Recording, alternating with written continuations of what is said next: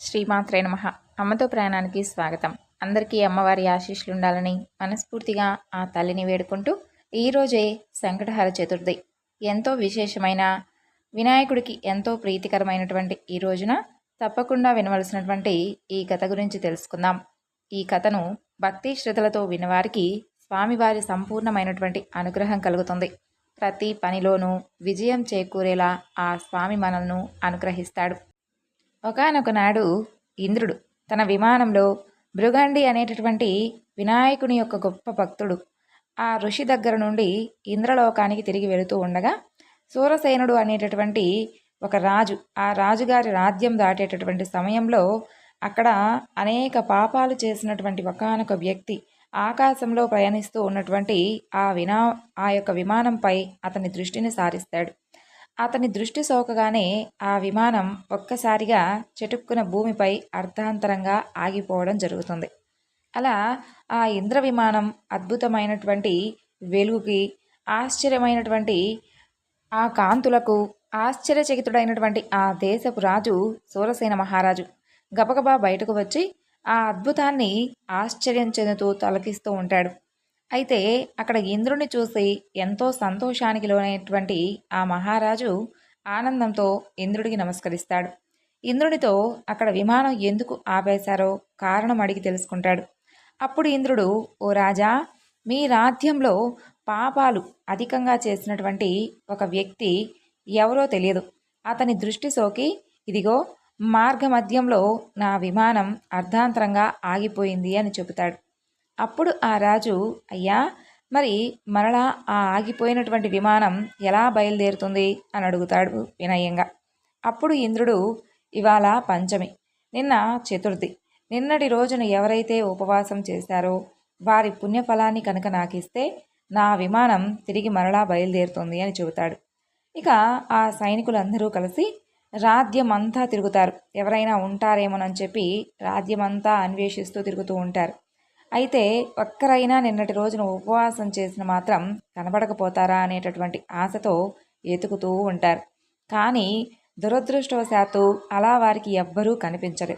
అదే సమయంలో కొందరు సైనికుల దృష్టిలో ఒక గణేష దూత వచ్చి మరణించినటువంటి ఒక స్త్రీ మృతదేహాన్ని తీసుకుని వెళ్ళడం కనిపిస్తుంది. ఇక సైనికులు వెంటనే ఎంతో పాపాత్మురాలైనటువంటి ఆ స్త్రీని మీరెందుకు గణేష లోకానికి తీసుకుని వెళుతున్నారు అని చెప్పి వారిని ప్రశ్నిస్తారు. దానికి ఆ గణేష దూతలు ఈ విధంగా సమాధానం చెప్తారు. నిన్నంతా ఈ స్త్రీ ఉపవాసం ఉంది. తెలియకుండానే ఈవిడ ఏమీ తినలేదు. చంద్రోదయం అయిన తరువాత లేచి కొంత ఆహారం తీసుకుంది. రాత్రంతా నిద్రించి చంద్రోదయ సమయాన నిద్రలేచి కొంత తినడం వలన ఆమెకు తెలియకుండానే సంకష్టహర చతుర్థి వ్రతాన్ని ఆచరించింది. ఈరోజు మరణించింది అని చెబుతాడు. అంతేకాకుండా ఎవరైనా తమ జీవిత కాలంలో ఒక్కసారైనా ఈ వ్రతాన్ని కనుక చేస్తే వారు గణేష లోకానికి కానీ స్వనంద లోకానికి కానీ చేరుకోవడం మరణానంతరం తథ్యం అని చెబుతాడు. గణేష దూతను అప్పుడు ఆ సైనికులు ఎంతగానో బ్రతిమలాడతారు. ఆ స్త్రీ మృతదేహాన్ని తమకు అప్పజెప్పమని చెప్పి ఎంతగానో బ్రతిమలాడతారు. అలా చేస్తే ఆగిపోయినటువంటి ఆ విమానం తిరిగి బయలుదేరుతుందని చెబుతారు. ఆమె పుణ్యఫలాన్ని వారికి ఇవ్వడానికి గణేష దూతలు మాత్రం అంగీకరించలేదు. ఆమె దేహం నుంచి వీచినటువంటి కాస్త గాలి ఆ విమానం ఆగిపోయిన చోట చేరి నిస్ఫోటనం కలిగిస్తుంది. మృతదేహం పుణ్యఫలం పొందింది కావడం వలన ఆ దేహాన్ని తాకినటువంటి ఆ గాలి సైతం పుణ్యం పొందింది. కాబట్టి దాని వలన ఇంద్రుని విమానం బయలుదేరిందని చెప్పవచ్చు. ఈ కథ సంకష్టహర చవితి ప్రాముఖ్యత, ఆధ్యాత్మిక విలువలతో పాటు సంకష్ట చవితి ఉపవాసం మొదలైనటువంటి విషయాల గురించి కూడా మనకు తెలియజేసింది. వినాయకుడి భక్తులందరి దృష్టిలోనూ ఈ వ్రతం చేయడం వలన చాలా పుణ్యం పొందుతారని మంచి భావన ఉంది. ఈ వ్రత మహత్యం వలన ఈ వ్రతం ఆచరించిన వారు ఎవరైనా సరే గణేష లోకానికి లేదా స్వనంద లోకానికి వెళతారని, అక్కడ భగవంతుని ఆశీస్సుల వలన ఎంతో ఆనందాన్ని అనుభవిస్తారని పురాణ వచనం. అందుకే ప్రతి నెల పౌర్ణమి తర్వాత వచ్చేటటువంటి చతుర్థి నాడు ఉపవాసం ఉంటారు కొందరు. పౌర్ణమి తర్వాత వచ్చే చతుర్థిని సంకటహర చతుర్థి లేదా సంకష్టహర చతుర్థి అని అంటారు. ఈ సంకష్టహర చతుర్థి కనుక మంగళవారం నాడు వస్తే అంగారకి చతుర్థి అని అంటారు. ఇప్పుడు గణేష పురాణంలోని ఒక ముఖ్యమైనటువంటి కథ గురించి తెలుసుకుందాం. పూర్వకాలంలో సౌరాష్ట్ర అనేటటువంటి ఒక దేశం ఉండేది. ఆ దేశంలో దేవనగరం రాజ్యాన్ని సోమకాంతుడు అనేటటువంటి మహారాజు పరిపాలిస్తూ ఉండేవాడు. అతను ధర్మం 4 పాదాలుగా నడిపిస్తూ ప్రజలందరినీ చక్కగా కన్నబిడ్డల వలె ప్రేమగా పాలిస్తూ ఉండేవాడు. అతను సౌందర్యంలో మన్మధుణ్ణి తలదన్నేలా ఉండేవాడు. చంద్రుని వెన్నెల వంటి శరీర కాంతి కలిగి భక్తి భావనతో ప్రకాశించేవాడు. అసలు చూస్తుంటే మరో మన్మధుడా అనేలా అనిపిస్తూ ఉండేవాడు. సోమకాంత మహారాజు ధర్మబద్ధంగా పరిపాలన చేయడం వలన అతని పరిపాలనలో కూడా రాజ్యం సుభిక్షంగా సస్యశ్యామలంగా ధనధాన్యాలతో పాడి పంటలతో చక్కగా కలకలలాడుతూ ఉండేది. శత్రువులకు కన్నెత్తి చూడరానిదిగా ఉండేది. రాజుగారి కొలువులో 5 మంత్రులు ఉండేవారు. వారు రాజుగారికి సరైనటువంటి సలహాలు ఇస్తుండేవారు. వారి సలహాలతో మహారాజు తనదైనటువంటి శైలిలో వ్యూహాన్ని పన్నుతూ చక్కగా పరిపాలిస్తూ ఉండేవాడు. ఆయన భుజబలంతో అనేక మందిని సామంతరాజులుగా చేసుకుని వారిచే కప్పం తీసుకుంటుండేవాడు. సుధర్మ అనేటటువంటి అందాల సౌందర్యవతి అయినటువంటి భార్య ఉండేది. ఆమె కూడా సకల సద్గుణ సంపన్న. ఆ మహాపతివ్రత తలలో 4 వలె ఉండేది. తాను రాజు చేసేటటువంటి పూజలలో తోడ్పడుతూ సర్వాలంకారం భూషితమై మంగళ స్వరూపిణిగా శోభిలుతూ ఉండేది. ఆ పుణ్య దంపతులకు అమిత బలశాలి, గుణశాలి, బుద్ధిశాలి అయినటువంటి హేమకంఠుడు అనేటటువంటి కుమారుడు జన్మించాడు. అలా కీర్తి ప్రతిష్టలతో తోలతూగేటటువంటి ఆ మహారాజు లోక కళ్యాణార్థం కోసం యజ్ఞయాగాలను నిర్వహిస్తూ దాతై తన రాజ్యాన్ని అన్నపూర్ణగా తీర్చిదిద్దాడు. ప్రజలకు ఎలాంటి కష్టం లేకుండా చక్కగా పరిపాలన సాగిస్తూ ఉండేవాడు. అయితే సోమకాంత మహారాజు అంత ధర్మబద్ధంగా పరిపాలించిన తన పూర్వజన్మ కర్మ అతన్ని మాత్రం విడిచిపెట్టలేదు. ఆ కర్మానుష్ఠానంగా అతనికి అతి దారుణమైనటువంటి కుష్టు వ్యాధి సంక్రమిస్తుంది. శుభ అశుభాలు ఏమైనప్పటికీ కర్మానుసారం అనుభవించవలసిందే కదా. ధర్మశాస్త్రాల ప్రకారం సోమకాంత మహారాజు ఆ వ్యాధిని నిబ్బరంగా అనుభవించసాగాడు. క్రమక్రమంగా ఆయన ఆరోగ్యం క్షీణించి శరీరం దుర్గంధభూయిష్టమైంది. అతనికి చాలా దుర్భరంగా తలపించింది. శరీరం క్షీణించి శరీరం మాత్రం కప్పుకున్నటువంటి ఎముకల గూడైపోయింది. అలా అప్పుడు ఆ రాజు మంత్రులను పిలిపించి వారితో ఇలా అంటాడు: ఓ మంత్రులారా, నా శరీరం చూస్తుంటే నానాటికి క్షీణించిపోయింది. నాకు తెలిసినంత వరకు అన్ని సత్కార్యాలు చేశాను. సాధు సజ్జనుల సలహాలతో ప్రజలందరూ చక్కగా మెచ్చుకునేటటువంటి ధర్మబద్ధమైనటువంటి రాజ్య పరిపాలన చేశాను. శత్రువుల భయం లేకుండా ప్రజలను కూడా కాపాడాను. కానీ పూర్వజన్మ కర్మఫలం ఈ వ్యాధిని నాకు ఈరోజు అనుభవించేలా చేసింది. ఈ శరీరంతో నేను రాజ్యపాలన చేయలేను. నా రాజ్యాన్ని అనంతరం నా కుమారుడైనటువంటి హేమకంఠుణ్ణి కట్టబెట్టి మహారాజుగా చేయండి. మీరందరూ నా కుమారునికి అండదండలుగా నిలిచి పరిపాలనను కొనసాగించండి. నేను వానప్రస్థం స్వీకరించి అరణ్యానికి వెళ్ళి తపస్సు చేసుకోవాలి అని అనుకుంటున్నానని చెప్పి సోమకాంత మహారాజు తన యొక్క మంత్రులతో చెబుతాడు. ఆ విధంగా తనకు వచ్చినటువంటి వ్యాధితో సతమతమవుతూ మూర్ఛపోతాడు. మంత్రులు ఔషధాలతో ఓదార్పు మంత్రాలతో మరలా తిరిగి సోమకాంత మహారాజును మేల్కొలుపుతారు. రాజా, నువ్విచ్చినటువంటి ధనంతోనే పదవులతోనే సుఖంగా జీవిస్తున్నాం. ఇంతటి బాధలో నిన్ను వదిలిపెట్టి మేము అసలు కృతజ్ఞతగా ఎలా ఉండగలం చెప్పండి. మేము కూడా మీతో పాటే ఆ అరణ్యానికి వస్తాం. మీ కుమారుడైనటువంటి హేమకంఠుడిని మీ అభీష్టం కోసం మీ యొక్క రాజ్యానికి రాజుగా చేసి మేమందరం మీ అంట వస్తామని చెప్పి ఆ మంత్రులందరూ అంటారు.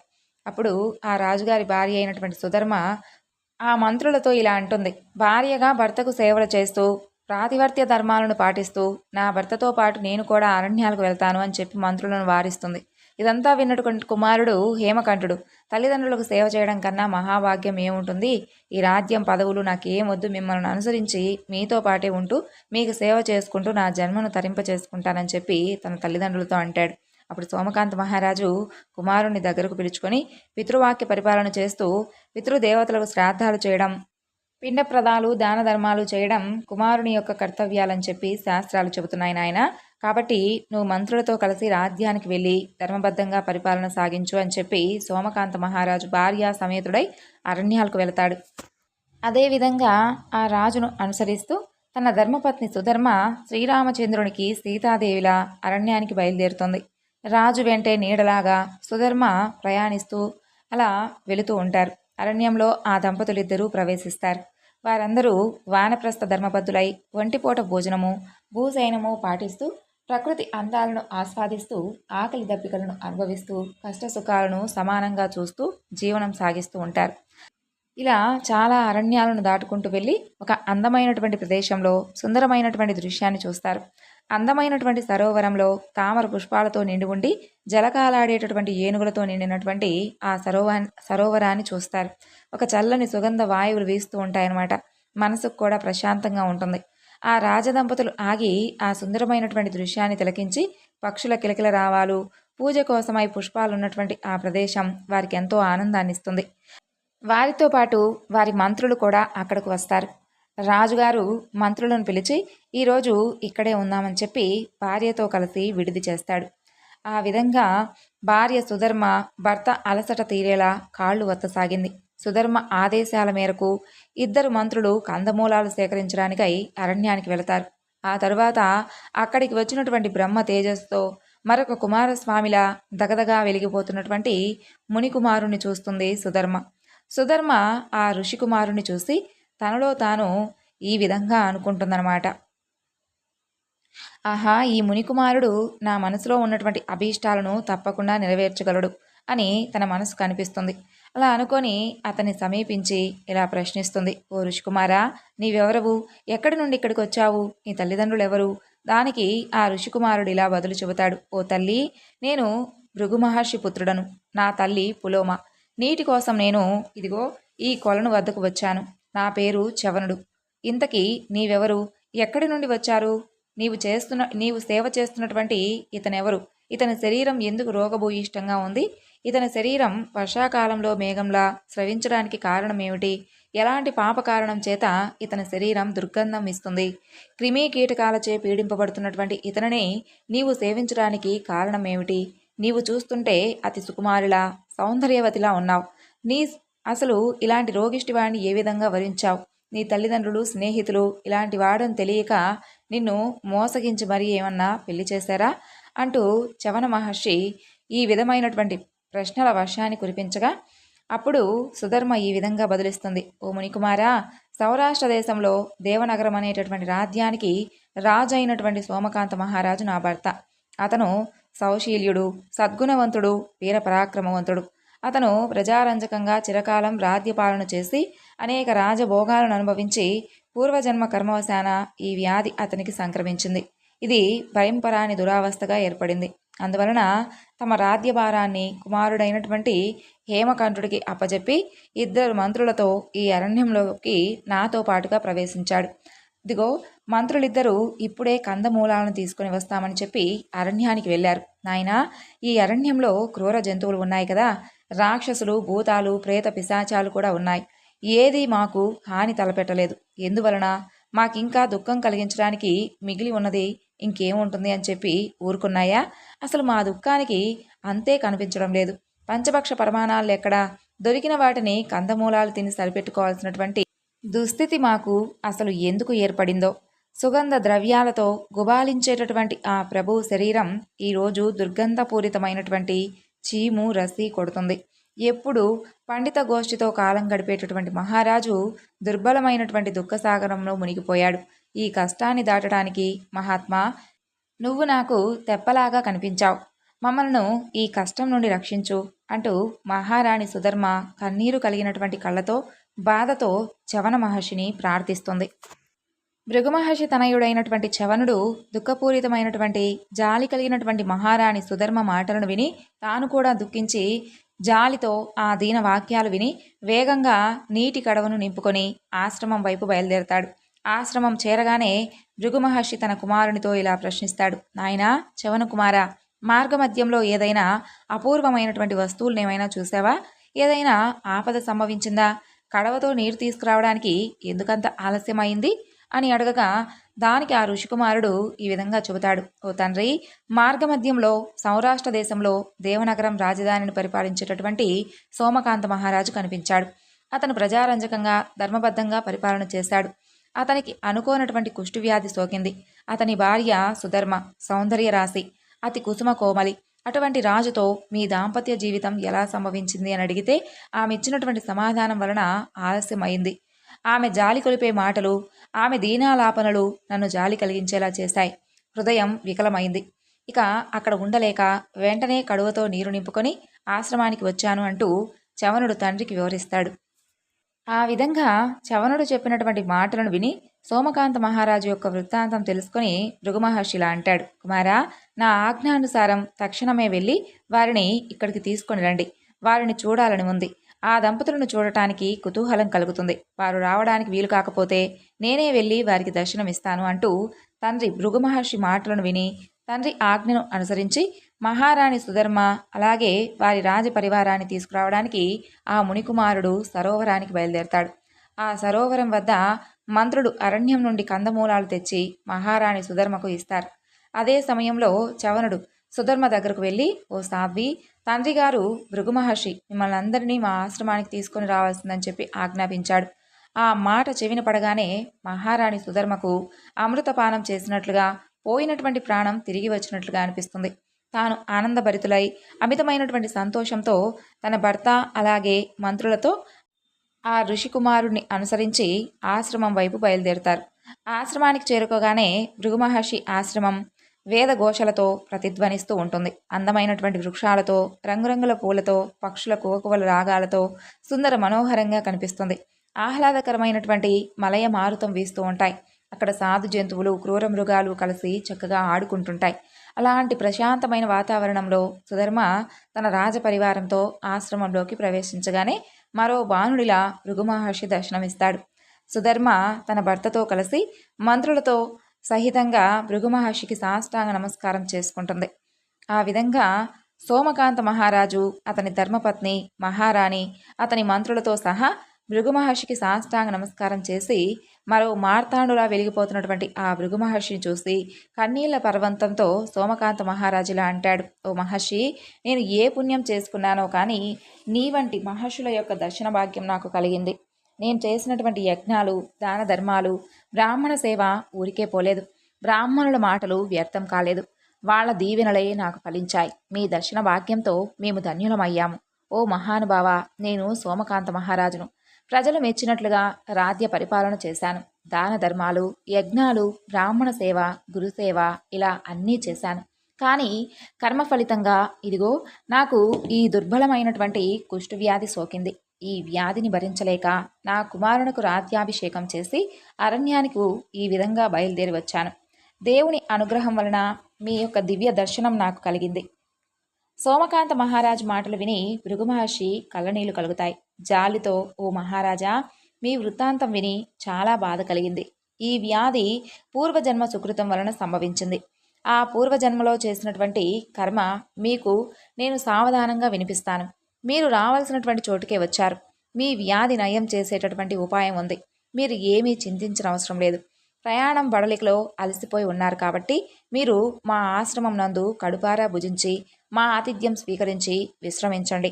బడలిక తగ్గిన తరువాత మీ పూర్వజన్మ వృత్తాంతం తెలియజేస్తాను అంటూ విశ్రమించాడు భృగుమహర్షి. సోమకాంత మహారాజు తైలాస్నానం చేసి శుభ్రమైనటువంటి వస్త్రాలను ధరించి మహారాజు, మహారాణితో సహా అందరూ తృప్తిగా భుజించి ఆ రాత్రి అక్కడ పడుకుంటారు. ప్రయాణ బడలిక వలన అలసిపోయి ఉన్నారేమో కానీ హాయిగా నిద్రపోతారు. ఆ విధంగా ఆ తరువాత ఋషి ఆశ్రమంలో విశ్రాంతి తీసుకున్న తర్వాత ప్రాతకాలంలోనే నిద్రలేచినటువంటి ఆ యొక్క రాజుకు భృగుమహర్షి తన యొక్క పూర్వజన్మ వృత్తాంతం గురించి ఈ విధంగా తెలియజేస్తున్నాడు. ఓ రాజా, పూర్వజన్మలో నీవు వైశ్యకులంలో వింధ్యపర్వత ప్రాంతంలో కులహారం అనేటటువంటి ఒక పట్టణంలో జన్మించావు. అయితే సిరి సంపదలతో తోలతూగేటటువంటి అత్యంత ఐశ్వర్యవంతుడు నీ తండ్రి.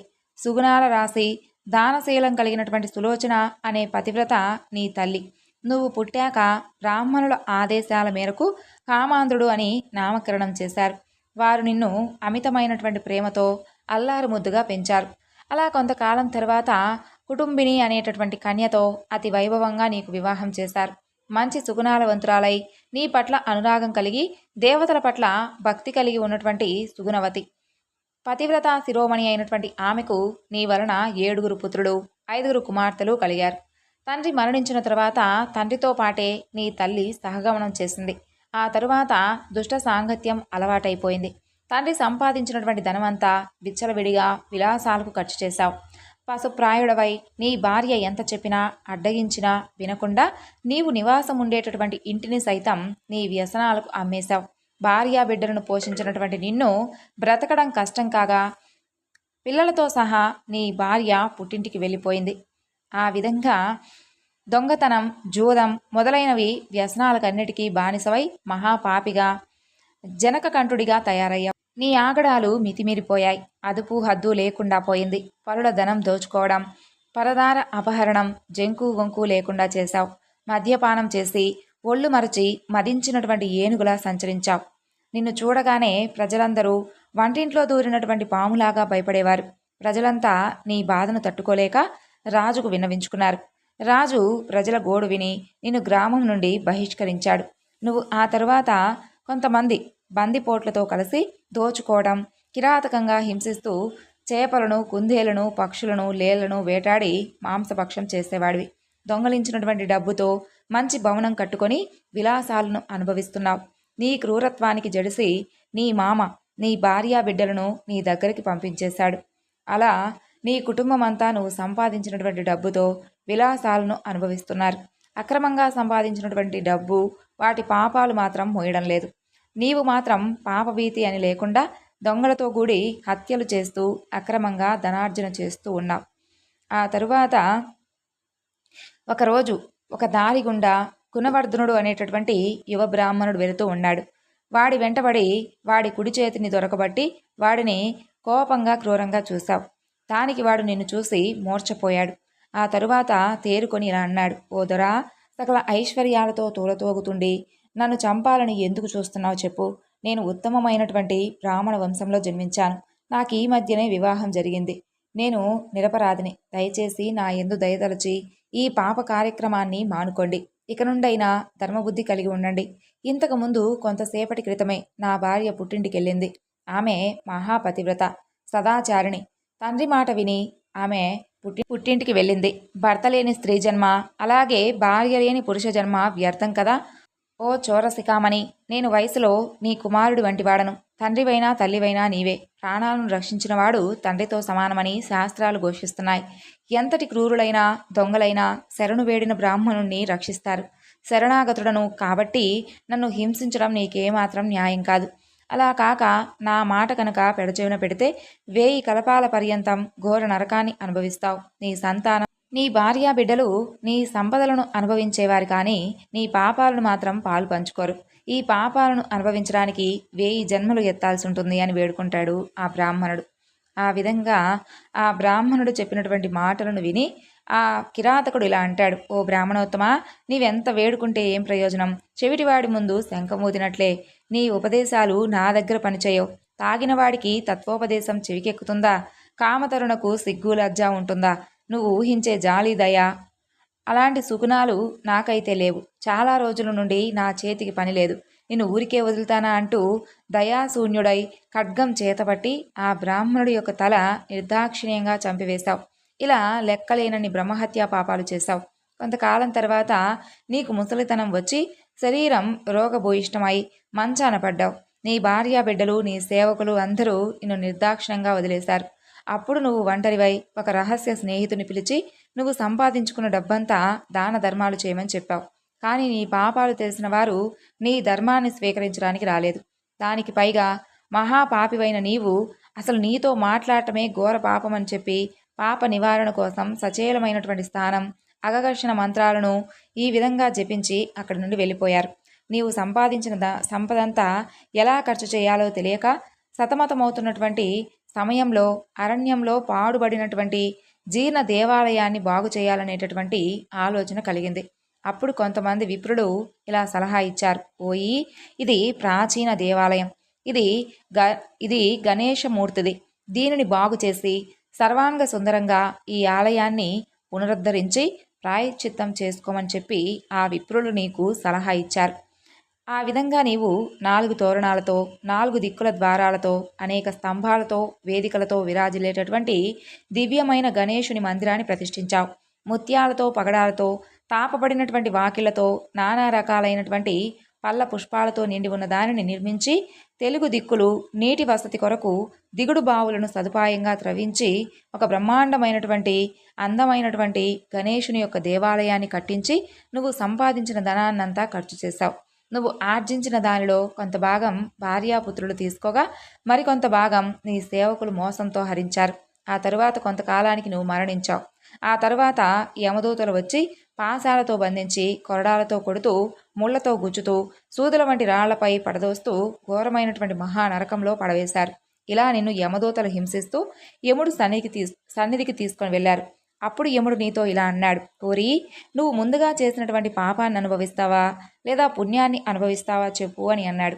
నువ్వు ముందుగా పుణ్యాన్ని అనుభవిస్తాను అని చెప్పడంతో నీవు జీర్ణమై ఉన్నటువంటి ఆ గణేశుని దేవాలయాన్ని ఉద్ధరించిన కారణంగా అందుకు నీకు పుణ్యఫలం చేకూరింది. ఆ పుణ్యఫలం చేత చంద్రుని వంటి శరీరకాంతితో సోమ మహారాజుగా జన్మించావు.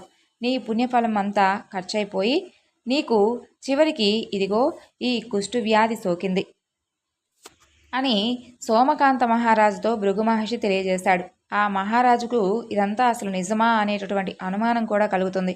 వేద శాస్త్రాలలో నిధి వంటివాడు త్రికాలవేది అయినటువంటి మహనీయుని వాక్కులను సంశయించినందుకు ఆ దోషానికి కూడా ఆ ఋషి శరీరం నుండి ఒక పక్షుల గుంపు వెలువడి ఆ సోమకాంత మహారాజు యొక్క శరీరాన్ని బండకండాలుగా పొడుచుకొని తింటూ ఉంటాయి. ఆ బాధను భరించలేక సోమకాంత మహారాజు ఎంతో బాధతో వలవలా ఏడుస్తూ తనను రక్షించమంటూ భృగు మహర్షిని శరణు వేడి ఇలా దీనంగా ప్రార్థిస్తాడు. ఓ మహాత్మా, ఎలాంటి క్రూర మృగమైనా మీ ఆశ్రమంలో దుష్టత్వాన్ని వీడి ఎంతో స్నేహంగా వెలుగుతూ ఉన్నాయి కదా, అటువంటి ఈ ఆశ్రమంలో మీ సంరక్షణలోనే ఈ పక్షుల గుంపు నన్ను ఇలా పొడుస్తూ బాధిస్తున్నాయి ఎందుకు? నన్ను పొడిచి పొడిచి చంపుతున్నాయి. పైగా నేను దీనుడను. నా యందు దయతలచి అభయాన్ని ప్రసాదించి నన్ను రక్షించు అని చెప్పి వేడుకుంటాడు. అలా సోమకాంత మహారాజు దీనుడై ప్రార్థించగా భృగు మహర్షి కరిగిపోయేలా అంటాడు, ఓ రాజా, నీవు నా వాక్యాలను అనుమానించావు. అందువలన ఇటువంటి ఆపద కలిగింది. దీనికి ప్రతిక్రియ చేస్తాను. నీవు ఒక క్షణకాలం పాటు ఓపిక పట్టు అంటూ ఆ మహర్షి హూమని గట్టిగా హోంకరిస్తాడు. ఆ పక్షుల గుంపులన్నీ అంతర్ధానమైపోతాయి. ఈ విధంగా కరుణభరితమైనటువంటి ఆ మహర్షి చర్యకు సోమకాంత మహారాజు ఆయన భార్య అయినటువంటి సుధర్మ ఎంతో సంతోషిస్తారు. ఓ రాజా, పాపం యొక్క బరువు ఎలాంటిదంటే దానికి నేను పరిహారం చెప్పబోనినా అది దాన్ని మించిపోతుంది. దైవానుగ్రహం వలన నీ పాప పరిహారానికి ఉపాయం చెప్పదలుచుకున్నాను.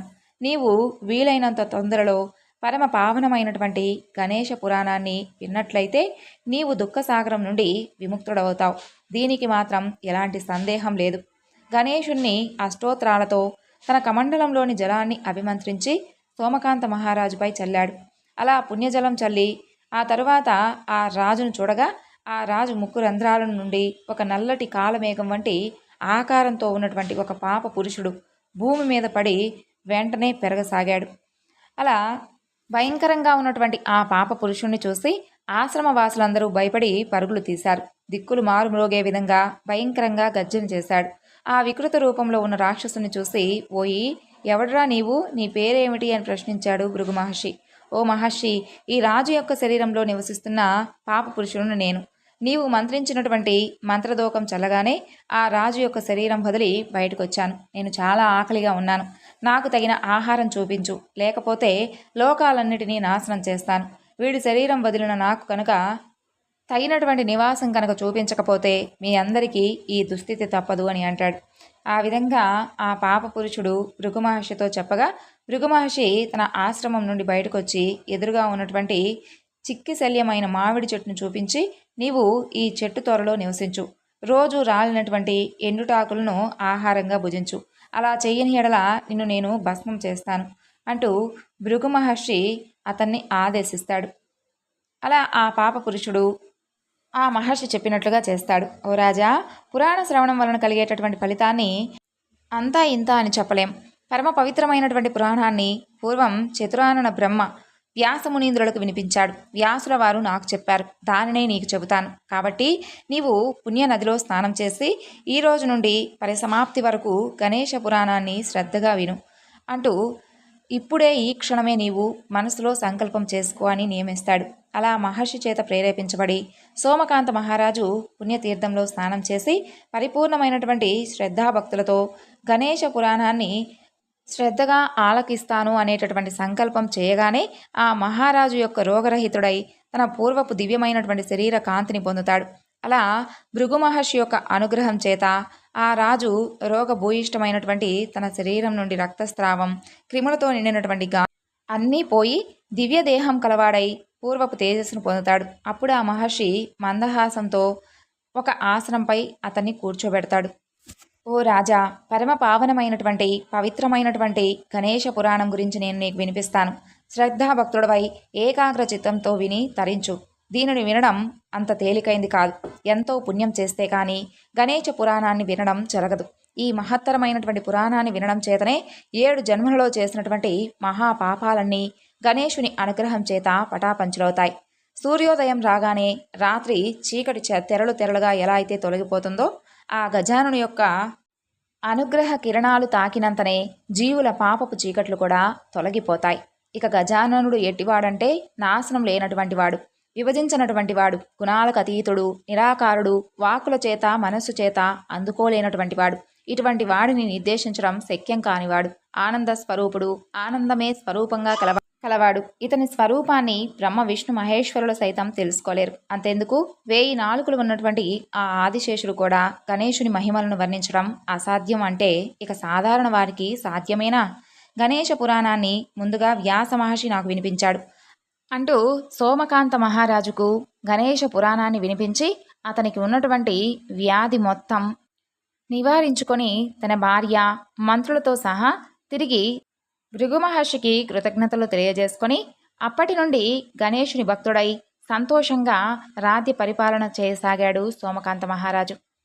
స్వామి యొక్క అనుగ్రహం మనపై కూడా ఎప్పుడూ ఉండాలని మరొకసారి ఆ వినాయకుడిని వేడుకుంటూ ఈ వివరణను ఇంతటితో ముగిస్తున్నాను. సర్వం శ్రీ లలితార్పణమస్తు. స్వస్తి.